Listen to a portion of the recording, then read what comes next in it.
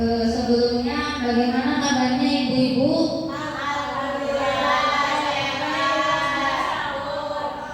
Ya Allah, alhamdulillah semuanya dalam keadaan sehat walafiat ya.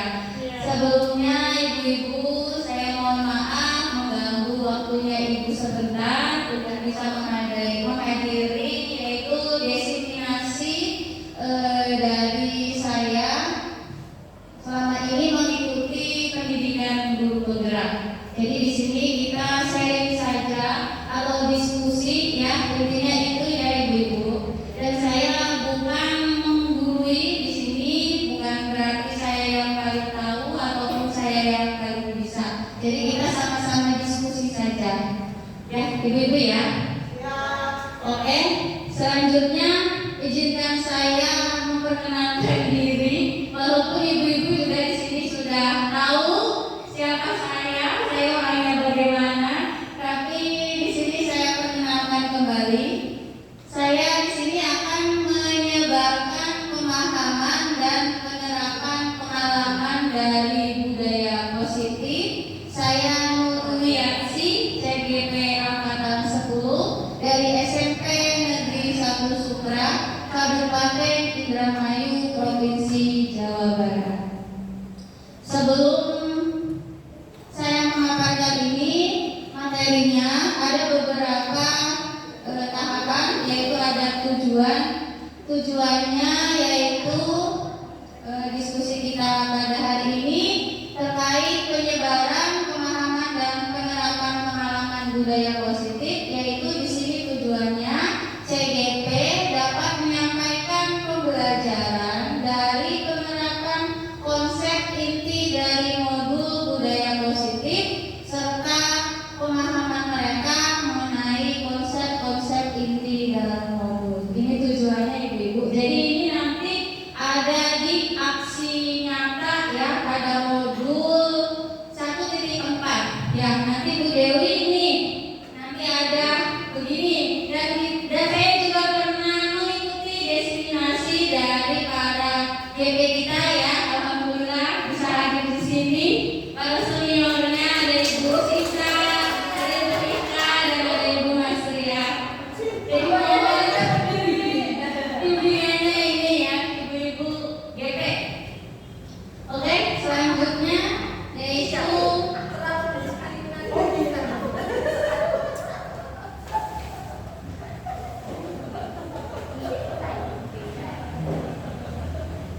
adapun tahapan diskusinya ibu-ibu di sini yaitu dimulai dari pembukaan, kemudian yaitu yang kedua kesepakatan kelas. Maksudnya di sini kita belajar membuat kesepakatan dalam sebuah diskusi ya ibu-ibu, karena nanti ini ada salah satu bagian dari budaya positif.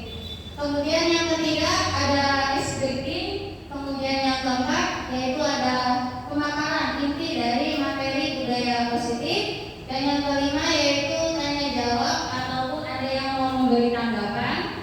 Kemudian yang keenam saya minta nanti ibu-ibu bisa memberikan sebuah refleksi.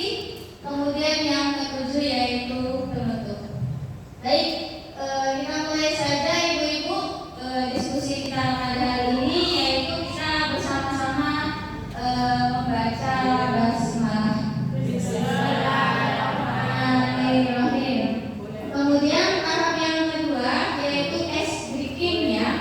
Ibu-ibu boleh ikuti saya sebentar. Boleh. Supaya menambah semangat ya atau motivasi, yaitu ice breakingnya seperti ini. Ibu-ibu juga pasti pernah apalah lagunya ya. Delman tahu Bu? Tahu.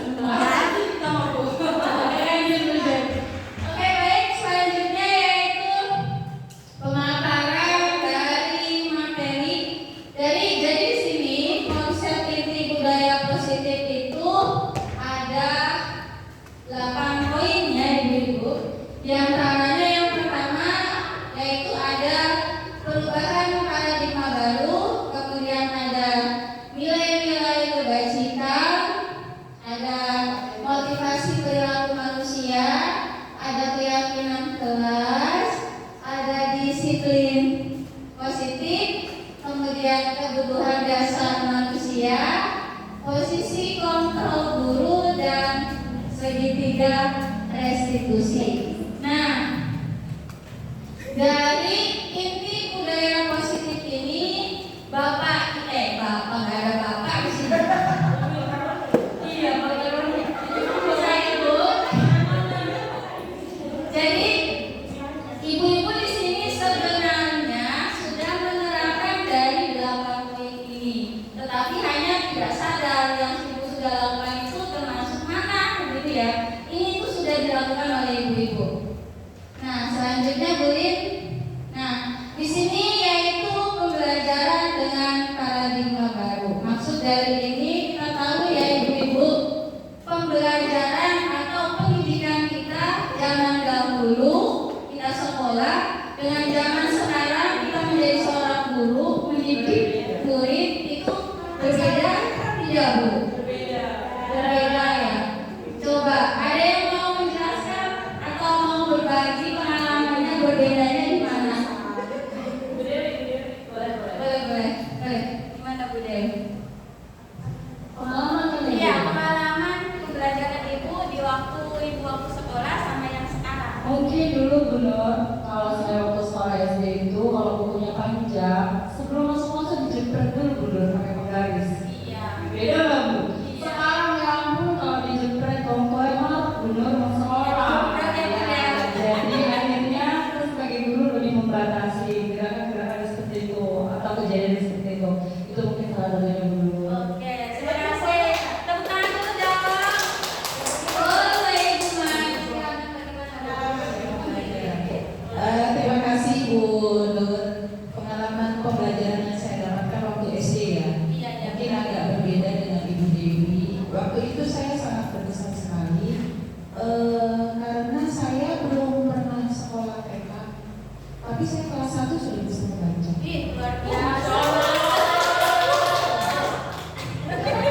Dengan metode ini Ibu Budi, ya, dengan metode ini Budi itu semangat membaca saya saat itu meluap-luap gitu ya, sampai kemudian saya kan dari kampung gitu ya, dengan bahasa yang kesehariannya memang bahasa ibu dan bahasa daerah. Waktu itu ada tetangga dari luar Pulau Jawa yang berkomunikasinya dengan bahasa Indonesia. Beliau mengatakan, almarhum sekarang, hebat ya, kelas 1 katanya, tapi udah bisa tuh bahasa Indonesianya dengan baik dan benar. Tuh di situ memang zaman dulu walaupun kesannya memang ada yang keras dengan hukuman penggaris dan sebagainya, tapi itu pendidikan menurut saya itu mengena sekali karena saya bisa membaca di kelas 1 sudah bisa.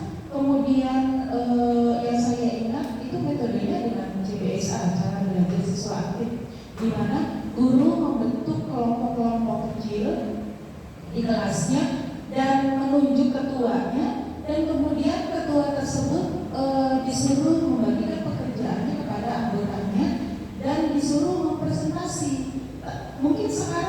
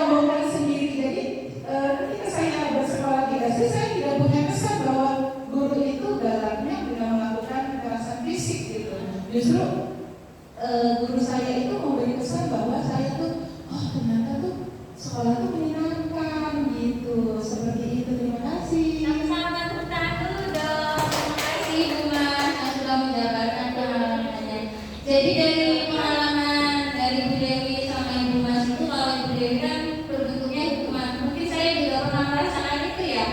Jadi guru itu terkesannya guru itu sangar gitu loh. Jadi seakan-akan menuntut saya menjadi diri saya itu tidak percaya diri, jadi takut kayak gitu. Jadi sehingga maksud dari paradigma baru itu di sini yaitu kita tahu bersama sekarang kurikulumnya adalah kurikulum merdeka yang dimana berprosesnya itu menuntun karakter anaknya itu menuju profil pelajar Pancasila. Yang di sini maksud dari pembelajaran dengan paradigma baru itu adalah merupakan pembelajaran yang dirancang berdasarkan prinsip pembelajaran berdiferensiasi, sehingga para peserta didik belajar sesuai kebutuhannya berdasarkan tahap perkembangan sesuai teori psikologi modern untuk mewujudkan profil pelajar Pancasila. Ya, jadi nanti dibantu untuk membentuk karakter profil pelajar Pancasila itu dengan pembelajaran berdiferensiasi. Ada yang sudah tahu ibu-ibu apa itu pembelajaran berdiferensiasi? Ada yang masih ingat, Bu? Bu, saya boleh nggak? Boleh, Bu Mas, boleh. Kayaknya bukan masih ini deh, masih ingat kan masih request Iya, ya. kayak masih nempel gitu ya. Iya benar-benar. Tapi ini bahasa kerennya dari Pop ya, point of view gitu ya. Point of view saya berdiferensiasi itu yaitu mengerucut kepada kebebasan anak, ya, kebebasan murid. Bahwa murid itu kan dilahirkan sesuai kodrat dan zamannya itu membawa kelebihan dan kekurangan masing-masing, multiple intelligences gitu ya, kemampuan kecerdasan majemuk itu. Nah, di situ dengan adanya kita bersama di sana, adanya multiple intelligences kecerdasan majemuk, yaitu kita harus tahu menempatkan mana yang cocok gitu dengan mereka agar penyampaian pembelajaran materi yang kita sampaikan itu bisa dicerna, bisa dipahami, kemudian bisa direfleksikan di dalam kehidupan sehari-hari yang mengarahnya kepada profil pelajar Pancasila gitu untuk keselamatan dan kebahagiaan mereka. Ya, guru sih hanya tugasnya memfasilitasi saja. Jadi kita fokuskan kepada apa yang mereka miliki. Mereka punya gaya belajarnya seperti apa? Apakah mereka gaya belajarnya itu dengan auditori, kemudian auditori visual, atau kinestetik, atau visualnya saja? Itu kita harus bisa memahami. Tak lupa dengan kelebihan mereka itu kita juga harus menyeimbangkan kekurangan mereka gitu, dengan cara di kelasnya ya kita membagi kelompok-kelompok kecil dengan memberikan tugas yang sesuai keadaannya gitu ya, tanpa mengurangi kelebihan dan kekurangan mereka seperti itu. Jadi diferensiasi di sini tidak membeda-bedakan karena gender, harus dibedakan antara laki-laki dan perempuan, tidak. Kita fokusnya kepada multiple intelligence mereka dengan gaya belajar mereka itu kita harus sikapi agar keselamatan dan kebahagiaan mereka itu ke masa depannya kita bisa mengatakannya. Terima kasih. Sama-sama. Mungkin ada Pop yang bisa menambahkan yang lainnya. Ada lagi Bu? Wika, boleh. Terima kasih kepada Bapak sudah memberikan waktu kepada saya untuk menyampaikan pendapat mengenai diferensiasi. Diferensiasi itu sendiri kalau dari segi bahasa berarti pembeda, ya. Kalau kita aplikasikan di dalam pembelajaran berarti kita mengatakan pembeda. Artinya di sini pembeda di sini kita kembalikan lagi bahwa setiap, mungkin benar yang dikatakan oleh Bu Masia bahwa setiap siswa itu memiliki tipe-tipe hal-hal yang berbeda. Mungkin pengalaman kita ketika kita masih sekolah, ya. Saya itu lebih senang dengan guru yang menerangkan dengan gambar. Sampai sekarang pun masih terngiang atau masih teringat di benak saya, posisi gambarnya itu masih diingat di pojok papan tulis, gambarnya apa pun saya ingat sampai sekarang. Berarti mungkin itu tipe saya dalam belajar. Berarti tipe saya belajar berarti apa itu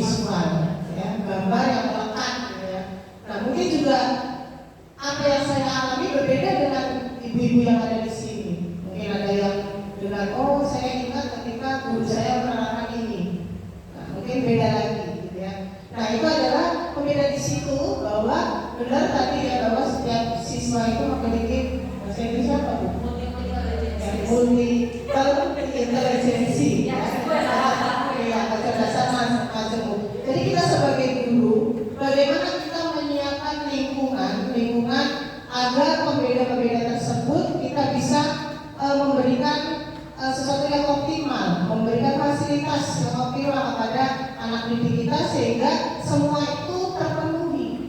Menyediakan lingkungan, tadi benar sudah dengan pembeda-pembeda artinya kita tidak menonton ceramah terus atau tadi dibikin kelompok kecil-kecil dan sebagainya, sehingga itu adalah sebagai langkah untuk menuju menyediakan lingkungan terhadap siswa untuk belajar lebih sesuai dengan kemampuannya masing-masing atau karakteristik pembelajarannya masing-masing. Mungkin itu saja yang bisa saya tambahkan. Terima kasih. Assalamualaikum warahmatullahi wabarakatuh. Waalaikumsalam warahmatullahi wabarakatuh. Terima kasih Ibu Ika dan Ibu Masila yang sudah menyampaikan maksud dari paradigma baru yang menggunakan prinsip pembelajaran berdiferensia itu maksudnya adalah seperti itu ya Ibu. Oke, kita sebelum lanjut ke materi selanjutnya,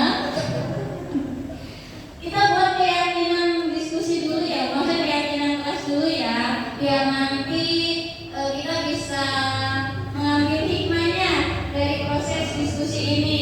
Coba Ibu, usulan keyakinan kelas kita yang pertama, ada yang mau memberikan pendapatnya apa Bu keyakinan kita? Berbicara boleh sambil makan itu boleh nggak sih Bu? Oke, boleh ya, Maka berarti di sini boleh makan dan minum ya Ibu. Iya. Ya, ada apa ya? Kita kan di sini sharing ya, Ibu ya, nggak apa-apa. Yang kedua apa Bu? Menghargai. Jangan ya Bu, nanti juga menggunakan temannya yang beri. Iya tuh, kalau bisa kita sepakat main handphonenya ya sebentar gitu lah. Sebentar boleh. Jadi bahasanya tuh apa Bu yang kita tulis di sini? Silent, oke. Iya, boleh dilirik sebentar ya.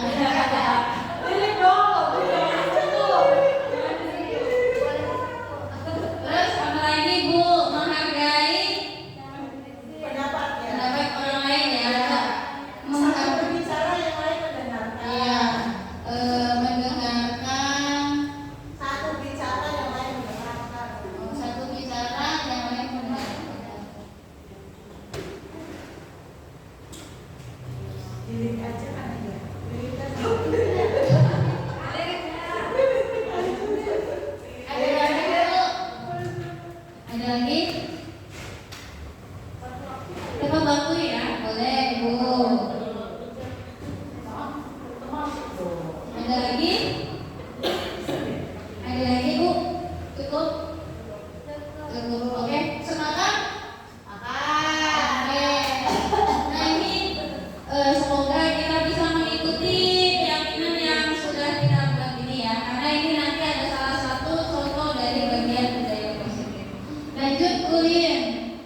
Nah di sini setelah kita tahu tadi pembelajaran paradigma baru, di sini ada yang terkait dengan miskonsepsi tentang teori kontrol. Nah maksud dari slide ini penjelasannya itu pernah dijelaskan oleh Ibu Mas Rita.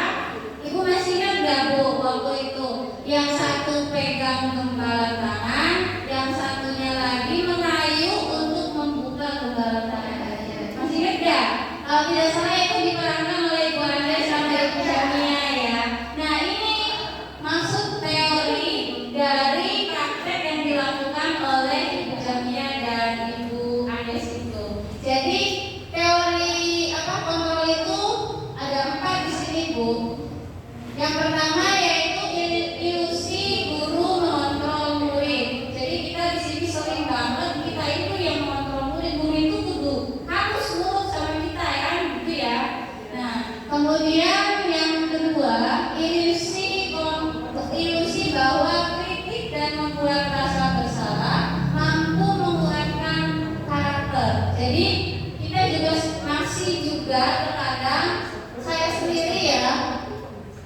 jadi buat menyadari si anak ini tuh dengan kritikan, ya kan, atau dengan kata-kata sehingga anak ini merasa bersalah. Kemudian yang ketiga yaitu ilusi bahwa orang dewasa berhak memaksa. Dan ini juga kayaknya masih ada di diri saya. Nah, kita di sini benahi saja supaya kita itu bisa memperbaiki tentang teori kontrol ini ya. Kemudian yang terakhir yaitu ada yang ilusi bahwa semua penguatan positif, efektif dan bermanfaat. Jadi terkadang seperti itu. Oke, lanjut Bu.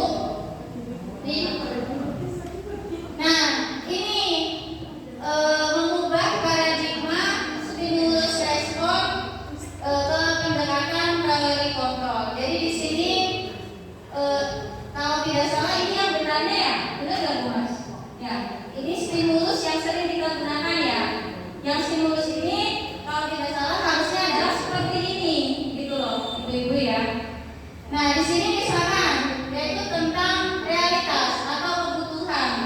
Jadi kita itu seakan-akan mengontrol bahwa terkait dengan kebutuhan itu kita samakan antara semua orang gitu.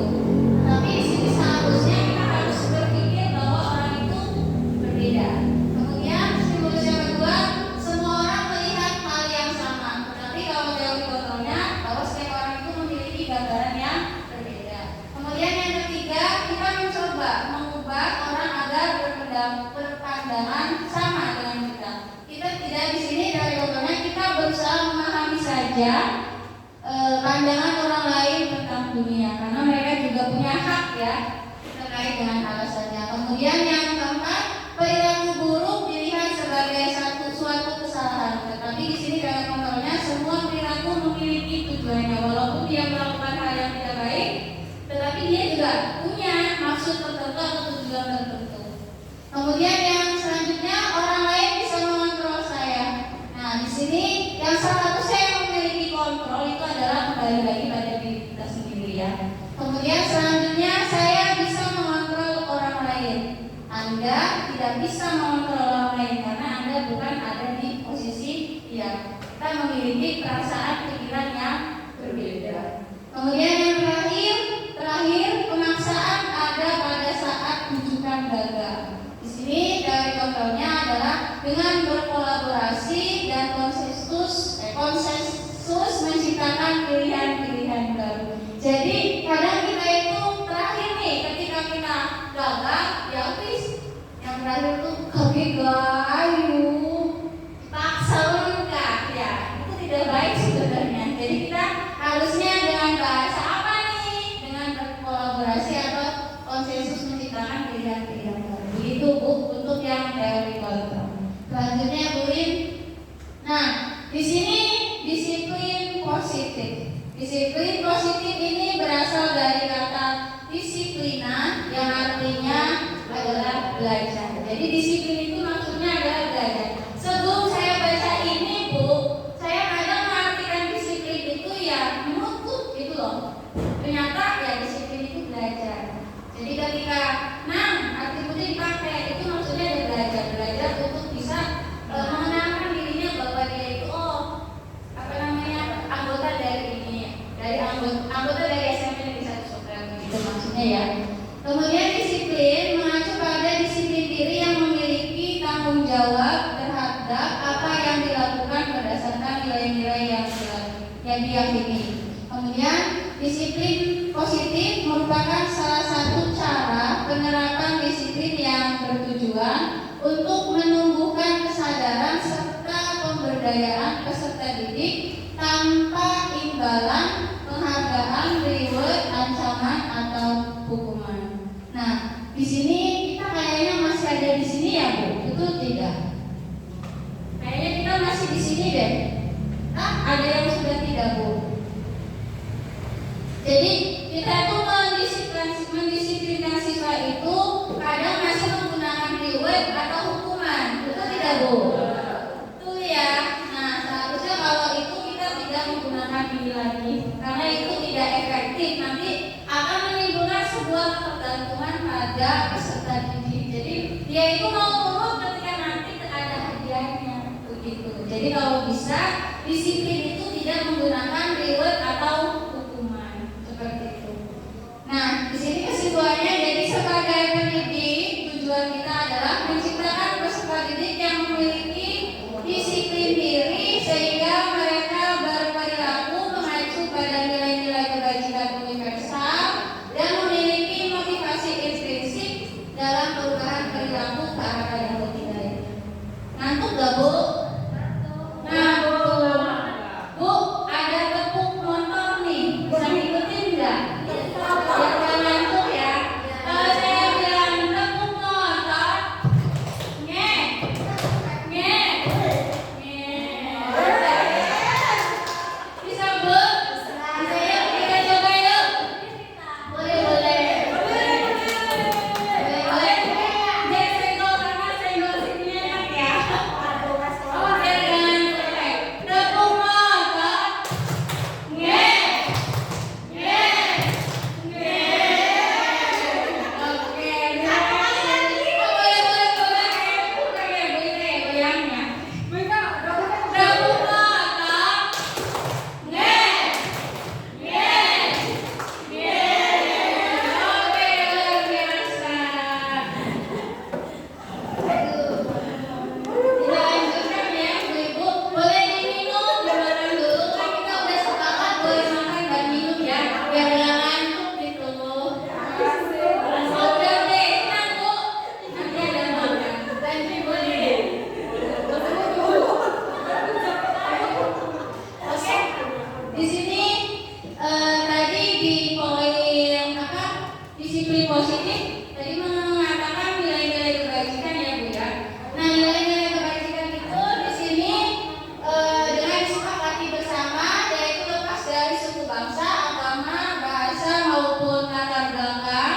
Contohnya dari nilai-nilai kebajikan itu secara institusi atau organisasi yang kita tahu di situ ada nilai-nilai kebajikan dari profil pelajaran Pancasila, yaitu diantaranya ada beriman dan bertakwa kepada Tuhan Yang Maha Esa dan berakhlak mulia, berkebinekaan global, gotong royong, mandiri, kreatif, dan bernalar kritis. Nah, selanjutnya yaitu Ibu atau primary yes atau program ya. Ini dari program seperti kayak rasa toleransi, rasa hormat, integritas, mandiri atau menghargai, antusias, empati, keingintahuan, kreatif, kerjasama, percaya diri, dan komitmen. Kemudian kalau keterampilan hidupnya atau life skill itu bisa dengan nilai-nilai kebajikannya itu seperti dapat dipercaya, lurus hati, pendengar yang baik, tidak merendahkan orang lain, dan memberikan yang terbaik dari diri. Itu nilai-nilai kebajikannya. Ada nggak Bu di diri kita nilai-nilai ini? Kira-kira ada ya? Nah, ini kita harus tanamkan nilai-nilai kebajikan yang ada di sini kepada siswa sehingga itu nanti membentuk sebuah budaya positif. Selanjutnya Bulin, yaitu kebutuhan dasar manusia. Nah, kita sebagai manusia pasti tidak akan terlepas dari sebuah kebutuhan ya Bu. Di sini arti dari kebutuhan dasar manusia itu adalah segala sesuatu yang kita lakukan untuk mendapatkan apa yang kita inginkan.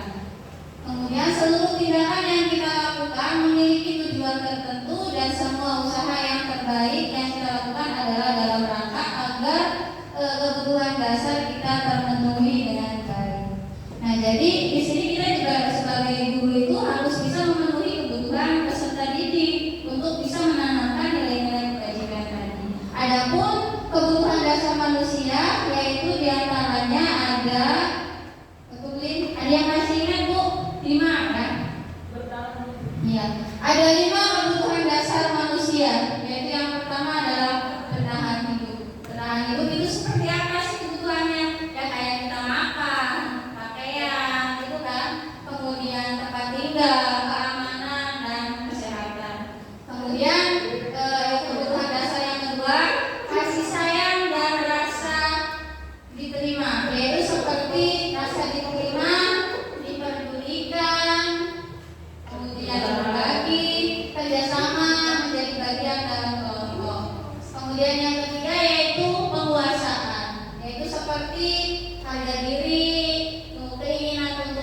bangga gitu, terus memimpin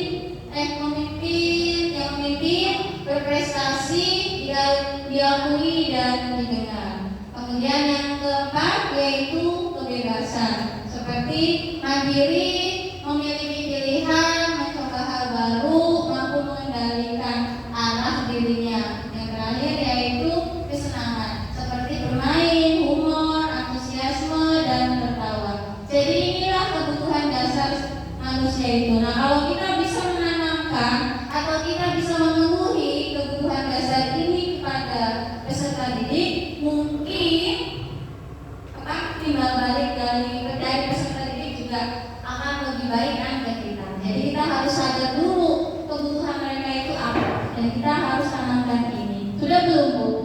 Kira-kira sudah belum menanamkan ini? Sudah. Ngomong, boleh? Sudah ya. Tapi mungkin belum konsisten aja ya. Oke, kita di sini belajar sama-sama belajar mengingatkan ya. Yuk lanjut, Bu Lin. Nah, di sini motivasi perilaku manusia. Jadi setelah kita tadi sudah memenuhi kebutuhan dasar, maka kita nanti bisa memberikan motivasi terhadap anak didik kita atau murid kita. Nah, di sini motivasi itu ada dua, Bapak Ibu, yaitu ekstrinsik dan yang kedua adalah intrinsik. Nah, seharusnya motivasi yang ada pada diri murid itu adalah yang motivasi intrinsik ya. Kalau motivasi ekstrinsik itu seperti di sini ada dua, yaitu untuk menghindari ketidaknyamanan atau hukuman. Itu yang pertama, kalau motivasi ekstrinsik. Kemudian yang kedua, untuk mendapatkan imbalan atau penghargaan dari orang lain. Dan ini sering dan masih juga mungkin diterapkan oleh saya, dan Ibu juga tahu lah bagaimana saya di sini ya. Misalkan hari Selasa tuh contohnya, di situ harusnya saya tidak boleh menanamkan motivasi ini gitu kan, ekstrinsik gitu. Kenapa saya bisa datang tepat waktu, maksudnya datangnya pagi-pagi? Itu karena mungkin satu, saya itu trauma hukuman, yaitu hukuman itu yang biasa, bisa seperti ya, cuma jawab, bisa seperti sindiran atau teguran, kan itu juga merasa tidak nyaman juga kan Bu ya. Nah, jadi itu juga salah satu motivasi saya. Tapi kadang itu nggak boleh ditanamkan, nggak boleh ya Bu ya. Tapi kadang juga kita manusiawi ya, ada salahnya ya Bu ya. Kemudian yang kedua yaitu anak itu selalu mau tergerak atau termotivasi itu kalau ada imbalan. Nah, bagaimana nih untuk itu ya? Jadi kita harus bisa baik-baik nih di sini menuntun mereka. Nah, kalau motivasi intrinsik itu dimana untuk menjadi orang yang mereka inginkan dan menghargai diri sendiri dengan nilai-nilai yang mereka percaya. Jadi kalau motivasi intrinsik itu udah yakin di dalam dirinya bahwa oh iya, kita tuh yakin agama kita tuh adalah Islam ya. Otomatis kita harus melaksanakan kewajiban kita. Seperti itu harusnya yang kita tanamkan kepada peserta didik kita. Ini terkait motivasi. Lanjut Bu Lin. Selanjutnya, nah ada di sini yang namanya hukuman, konsekuensi dan restitusi. Nah di sini kalau yang hukuman itu artinya tidak terencana, tiba-tiba. Kadang ini juga kita suka refleks ya Bu, telat, push up gitu. Nah itu harusnya itu termasuknya hukuman. Kemudian murid tidak tahu apa yang akan terjadi atau tidak dilibatkan. Kemudian bersifat satu harap. Kemudian berupa hukuman fisik atau psikis. Nah kalau konsekuensi yaitu terencana atau disepakati oleh aturan. Kemudian murid tetap dibuat tidak nyaman. Kemudian yang ketiga, sikap guru selalu memonitor murid. Nah kalau yang restitusi ini adalah proses menciptakan kondisi bagi murid untuk memperbaiki kesalahan. Kemudian yang kedua, proses kolaboratif yang mengajarkan murid untuk mencari solusi sendiri. Maksud dari hukuman, konsekuensi dan restitusi ini itu maksudnya begini Bu. Ini itu cara kita sebagai guru untuk menyelesaikan permasalahan murid terkait pada diri kita, maksud dalam pembelajaran atau dalam hal lain. Ini maksudnya adalah tindakan-tindakannya. Jadi ada yang berupa hukuman,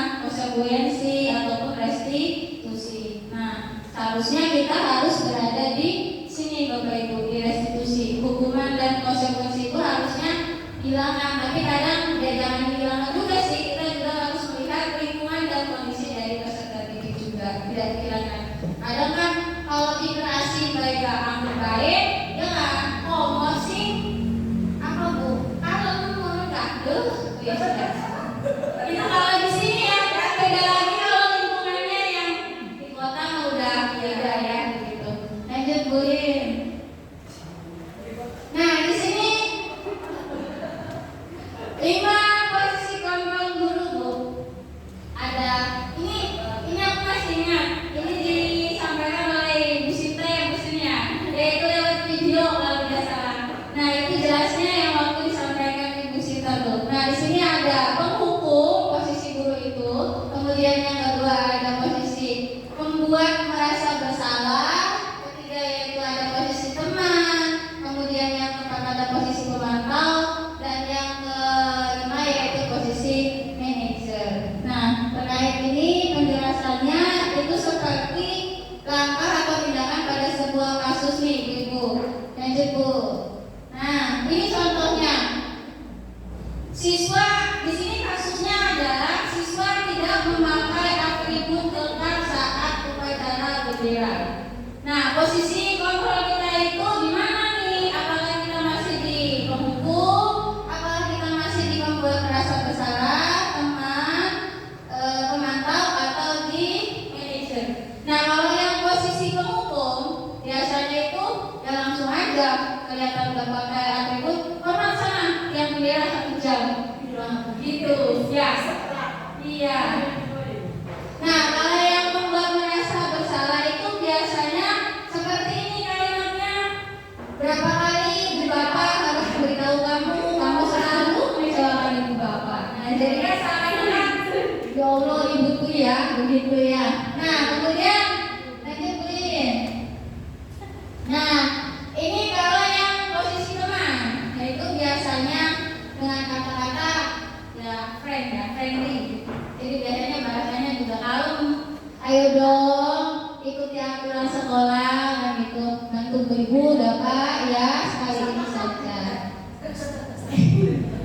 Ya sudah, tidak apa-apa. Lain kali jangan sampai berbuat seperti ini lagi. Ada seperti itu kadang. Tapi ini kalau bisa jangan terlalu sering ya Bu diterapkan karena nanti anak itu akan ketergantungan. Udah pada gue baik, aku guru baik. Ini mau saja ngomong, ada kayak gitu ya. Jadi kita harus bisa.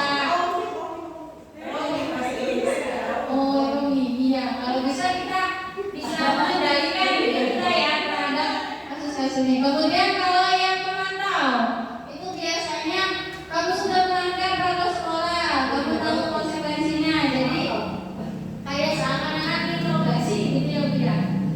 Setelah upacara kamu beri atribut ke koperasi dan jangan diulangi lagi. Itu kalimat untuk yang posisi kontrol pemantau. Selanjutnya Bu, nah harusnya seperti ini kita Bu.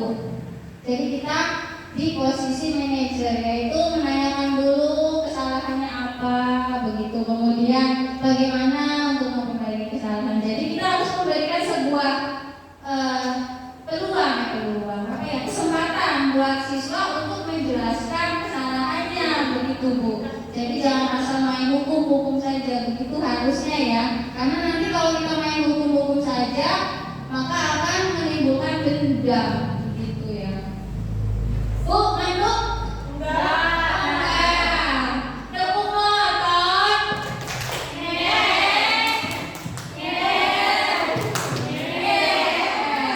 Oke, lanjut. Tepuk dulu Mbak, bertahan dulu dong Mbak, semua.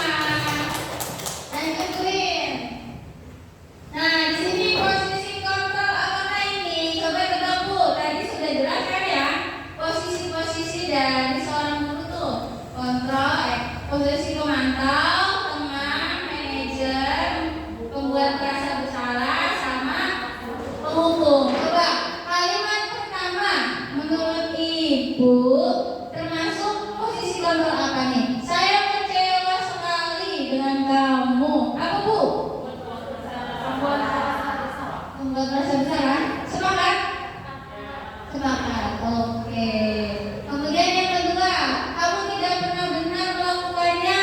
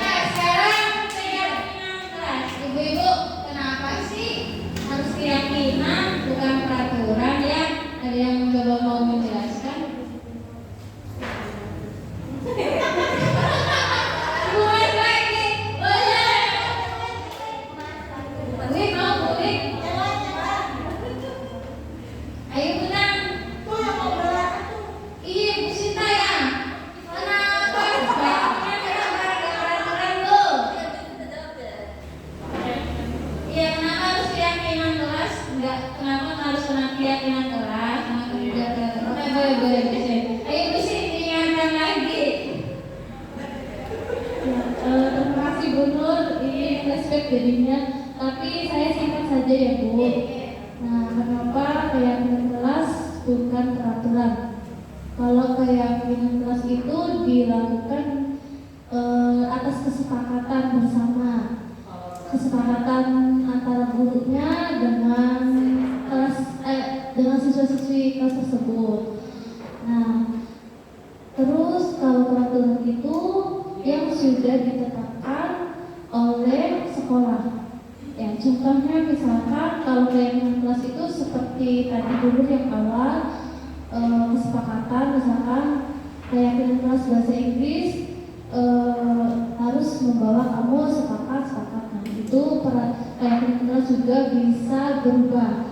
Nah, tetapi direncanakan pada awal pembelajaran semester itu awal pertemuan. Nah, kalau peraturan itu yang sudah ditetapkan oleh sekolah. Terima kasih.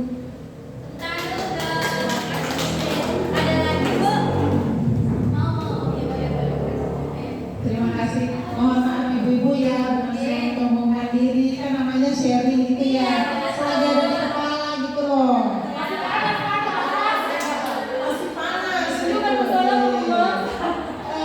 Menambahkan saja, kalau keyakinan kelas itu adanya kesepakatan antara murid dengan guru yang bersangkutan, di mana murid itu menyampaikan aspirasinya dari masing-masing individu, kemudian disepakati ya mana saja yang memang harus dilakukan, sehingga tidak ada keterikatan dan tidak ada yang dirugikan, yang ada hanya saling mengingatkan.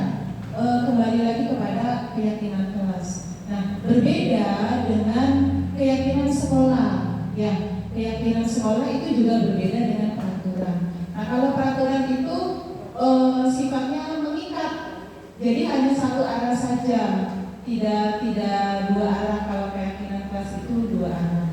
Nah, kalau peraturan itu ada hukumannya, ada konsekuensinya. Kalau dalam keyakinan kelas itu tidak kenal adanya hukuman, konsekuensi tidak ada. Yang ada adalah kesepakatan saling mengingatkan, sehingga tidak ada satupun pihak yang dirugikan. Nah, hanya pada praktiknya itu tidaklah tidak mudah dalam mempraktekannya. Kenapa? Karena kita harus terus mengingatkan. Keyakinan kelas itu adalah hal yang baru dikenal, hal-hal yang baru. Jadi kita harus konsisten menjaga kesepakatan atau keyakinan kelas yang sudah kita buat. Caranya ya sesering mungkin kita saling mengingatkan di antara masing-masing. Kuncinya adalah kolaborasi atau kerjasama yang baik. Terima kasih. Oke, tepuk tangan dulu untuk Ibu Mas sama Ibu Sinta. Terima kasih Bu. Oke, bisa dipahami ya Bu, mengapa kita menggunakan keyakinan, mengapa bukan peraturan. Nah, ditambahkan di sini itu benar tadi penjelasannya yang disampaikan oleh Ibu Sinta dan Ibu Mas Riha. Tetapi di sini lebih intinya adalah kalau keyakinan itu ya sudah sesuai dengan kesepakatan, tapi kalau peraturan itu kayak memaksa, begitu ya Bu ya. Bahasa yang bisa diingatnya seperti itu, tambahan saja. Oke, lanjut Bu Lin. Nah, untuk pembentukan keyakinan kelas di sini bisa tahapannya, yaitu diantaranya bersifat abstrak, kemudian berupa pernyataan universal, dibuat dalam pernyataan positif, sedikit saja agar mudah diingat, sesuai dengan kondisi kelas dan sekolah sehingga mudah diterapkan. Kemudian yang terakhir, semua warga sekolah atau warga kelas dilibatkan saat membuat keyakinan. Kayak kita tadi aja ini Bu, ya. Jadi kita bisa diingat, bisa dipahami seperti itu. Lanjut Bu Lin. Nah, yang terakhir yaitu segitiga restitusi. Segitiga restitusi itu ada 3 tahapan Bapak Ibu. Ini adalah salah satu langkah guru dalam menyelesaikan sebuah permasalahan. Yang pertama yaitu menstabilkan identitas, yang kedua validasi tindakan yang salah, yang ketiga adalah menanyakan keyakinan.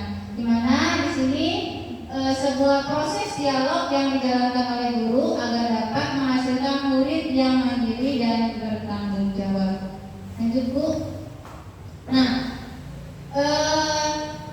terkait tadi tahapan yang pertama dari segitiga restitusi yaitu menstabilkan identitas. Di sini berdasarkan prinsip pembuat kesalahan dan bagian dari proses pembelajaran itu bisa kalimatnya itu seperti ini Bu. Kalau tahapan yang menstabilkan identitas, jadi bisa dengan kalimat berbuat salah itu wajar nah, gitu kan. Tidak ada manusia yang sempurna.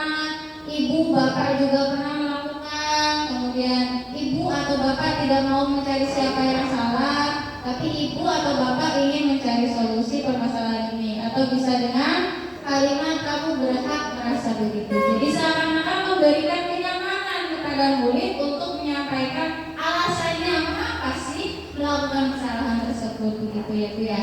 Kemudian lanjut tahapan yang kedua yaitu validasi tindakan yang salah. Yaitu di sini berdasarkan prinsip perilaku berupaya memenuhi suatu kebutuhan tertentu. Yaitu bisa dengan kalimat yang kamu pasti punya alasan mengapa melakukan hal itu.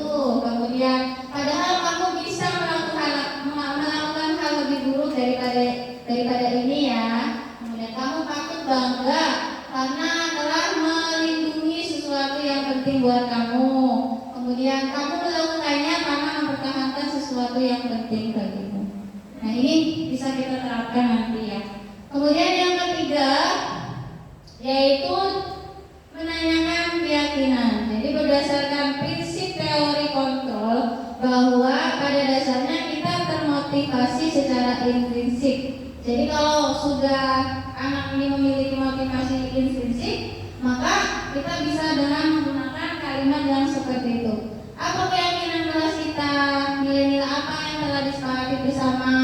Seperti apa gambaran sebuah kelas yang ideal menurut kamu? Atau bisa juga dengan kamu ingin menjadi orang yang seperti apa? Nah, tahapan-tahapan ini bisa nanti ibu terapkan ketika saat menyelesaikan masalah ya kepada bersama murid begitu. Lanjut murid, ya. Sebelum kesimpulan tadi tahapannya setelah pemateri itu yaitu ada sesi tanya jawab atau tanggapan ya Bapak Ibu, ibu-ibu, Bapak Ibu lagi. Bapaknya nggak ada. Silakan. Ibu-ibu ada yang mau bertanya? Boleh Bu Sin.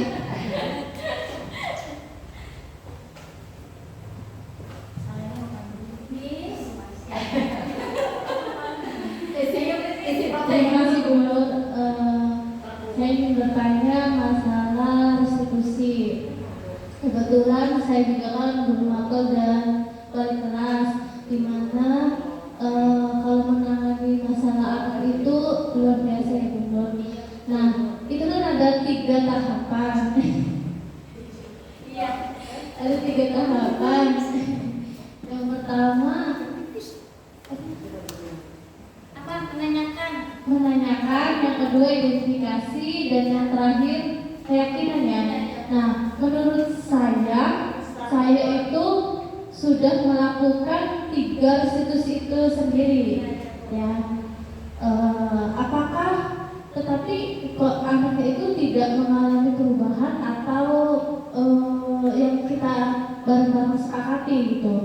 Nah, apakah segitiga restitusi itu tahapan terakhir ataukah bisa lainnya gitu solusinya? Terima kasih. Oke, sama-sama tepuk tangan dulu yang bercerita. Betul Bu Sin, saya juga masih berada di titiknya Ibu Sinta ya. Kadang kita itu tidak langsung hajar-hajar baik Bu ya. Kita juga harus bisa berkolaborasi dengan berbagai metode. Jadi kalau metode lama juga kalau misalkan kiranya masih dibutuhkan itu kita bisa terapkan. Tapi kalau bisa itu diawali dasarnya ini. Kenapa? Karena supaya bisa menimbulkan keyakinan kepada peserta didik. Jadi sehingga nanti ibunya itu jangan ada dendam. Kalau kitanya langsung main seret-seret aja, maka nanti akan hasilnya itu tidak akan maksimal. Memang kalau untuk